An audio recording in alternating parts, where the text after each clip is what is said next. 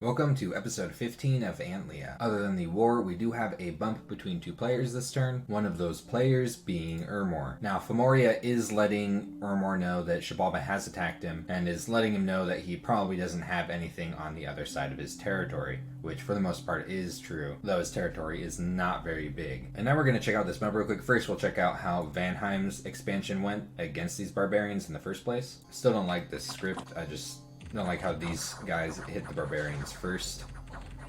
I think that allows them to be exposed to some damage when they otherwise don't need to be. This being a good example of that. Like, he didn't need to lose two Vanheers here. If he had scripted his Huskarls to meet the barbarians first, he would have lost more Huskarls, of course, but Huskarls are more disposable than Vanheers, which other than their cost are capital only. But, you know, it does take out a province of 56 barbarians. Now, can it stand up against an Ermorian expansion party? The funny thing about this expansion party being that there's about 40 barbarians in it, or mercenary barbarians. Now, this was a very close fight. The main reason that is because Vanheim has these mounted Herdmans on an attack rear command, and there's only one thing sitting in Ermor's rear, and that is his commander. So this guy's doomed, and what it comes down to is whether or not that barbarian commander survives among these barbarians. So there's no commanders on the field. Ermor is routing. But in the original version of the battle, Ermor's barbarian commander managed to survive among the barbarians, which is the key difference, which makes it so his equites do not rout, cut through his Vanheers, and get to his commanders. Or, well, just everything in general. Only a few Huskarls and a single Vanheers attempted to retreat. But the change in the battle replay does show how close this battle was. Very well could have gone badly for Ermor. If he did not have these mercenary barbarians here, he certainly would have lost this fight. And speaking of barbarians, there is a decent amount of them kicking their feet up in Mir. Yeah, I need a little bit more PD to fight off a barbarian horde this big. Funnily enough, this is where the light cavalry isn't too bad, as barbarians are pretty weak against arrows, but not enough, barely does any damage to the barbarians. Fortunately, this province is closed off from any other players, so he's not looking at any weird drama over the province, which happens occasionally when someone loses a province on the border of someone else. You know, well, the flag was gray, I thought it was free territory. But it's not all bad. He did raid a troll lair this turn. Not an enormous amount of gold, but 2 of almost every single gem. Not too shabby. So he's recruiting a barbarian commander to pick up his equite here, and I presume move them home, or maybe if the barbarians aren't able to take on this caveman province, he might move them into that to capture it. He is beginning his site searching, a pretty good site searcher right here, and is actually forming up a decently sized army right here on Vokan, and is pinging the range of shadow with an assassin. So this army forming up here can mean 3 things, though I think more accurately 2.5 things. This province is movable from Mir, which is kind of funny. There's this connection right here.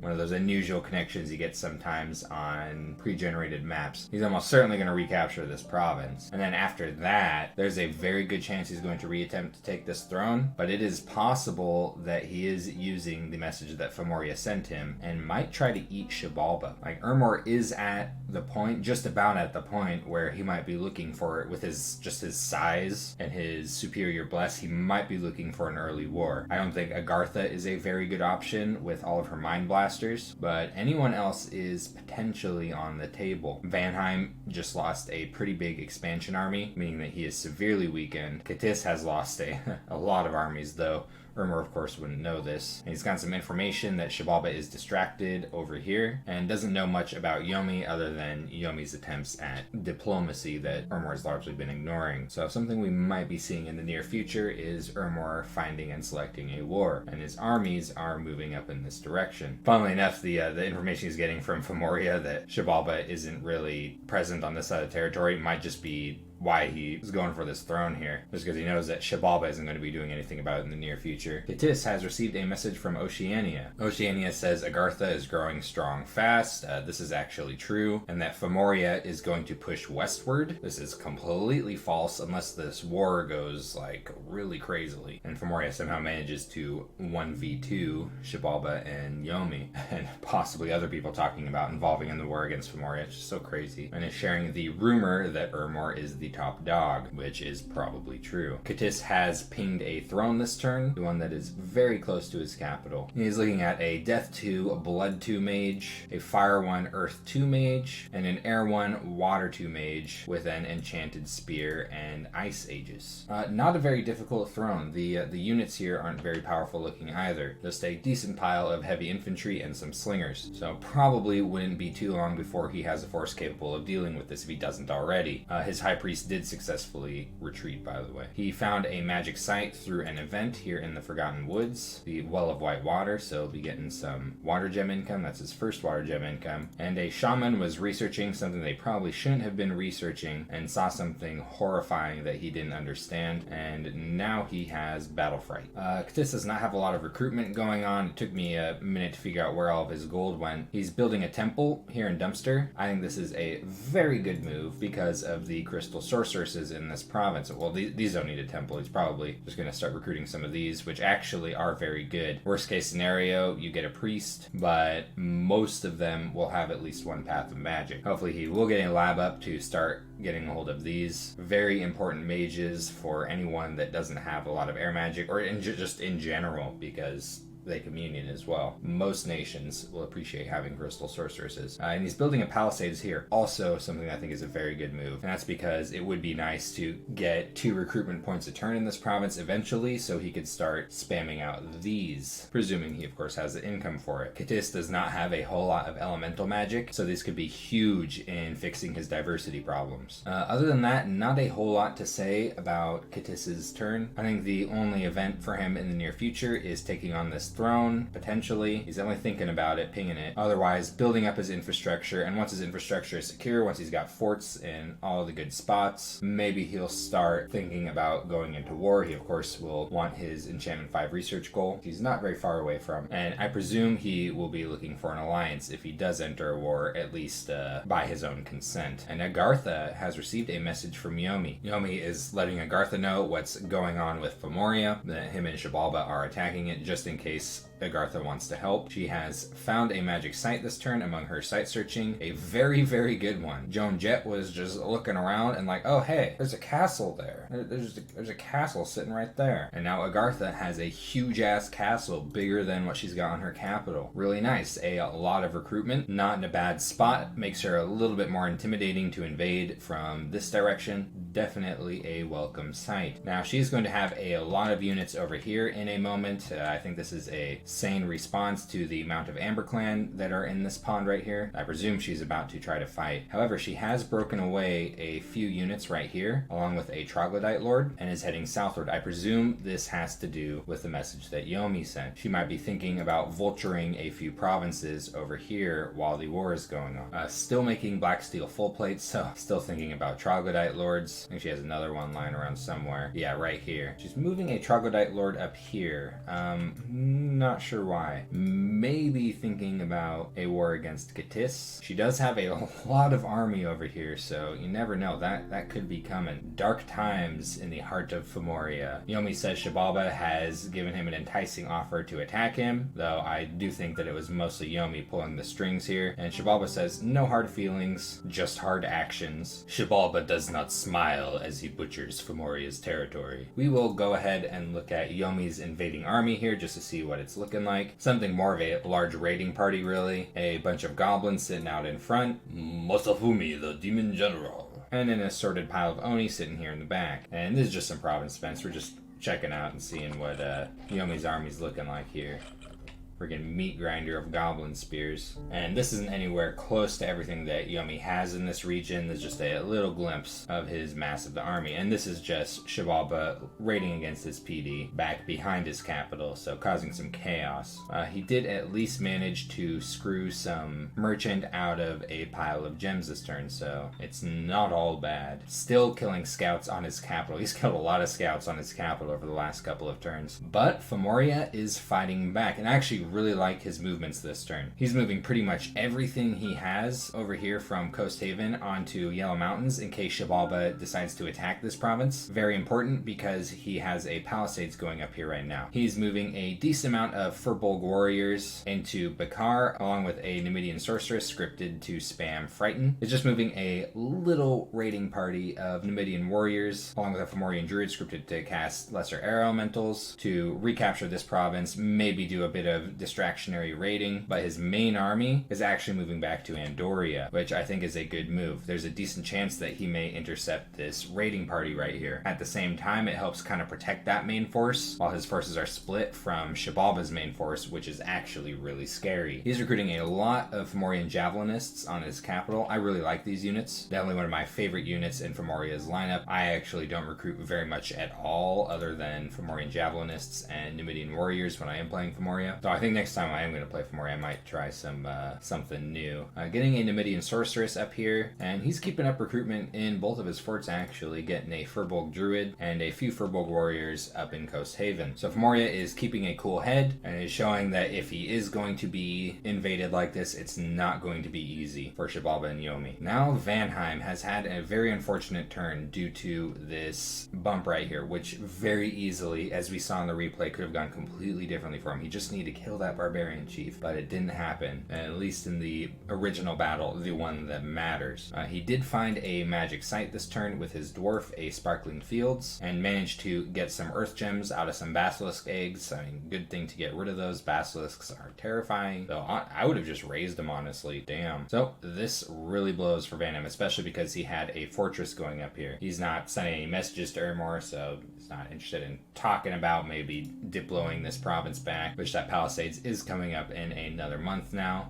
He does have this Van here sitting around doing nothing, not even hiding. Kind of dangerous given that, Ermor potentially could attack him after seeing that his expansion army's gone. Like, we know that's not happening, but that kind of thing does happen. There's a bump between players. One of the players loses like almost everything, and then the player who won the bump then attacks the other player who lost most of their forces. But yeah, if you ever have a mage like this sitting around and you haven't done any site searching in the province, just bam, site search. His prophet did fortunately escape from that fight and is sneaking on back home with his tail between his legs. And this is kind of interesting. He's actually moving a army down to his south. I'm not sure why. I'm not sure what his idea is there. We'll have to wait and find out. He does have Vanyar recruitment starting down in the south. Vanyarls make excellent thugs. Good stats, a couple of attacks. Air 2 is a really good magic path for thugging. Stealthy, so can avoid magic phase interception. Glamour makes them harder to hit automatically, just starts with mirror image. And then Sails, which gives them in certain situations really good mobility. So, if a Vanyar was sitting in this province here or here, they could just be like, whoop, they could go pretty far along the coastline, sort of like flying. And he's also started with Vanadrot recruitment on his capital. In some ways, these are just like more powerful versions of Vanyarls, but I think these are much more important to have on the battlefield, supporting it with their air magic. Some of them also get the Death Air Cross Path, which is a pretty important cross path, especially considering that through his dwarves, if he gets a death random, he can make skull stabs due to their Mastersmith ability, so he could begin to approach some of the more interesting Death Air Cross Path spells in the future. And Yomi, one of the busiest players in the game right now. A naive message from Fomoria, arriving in Yomi's court at the same time that Yomi is invading Fomoria, telling him that it would be a good opportunity for Yomi to attack Xibalba. Xibalba saying, yep, this is looking pretty good.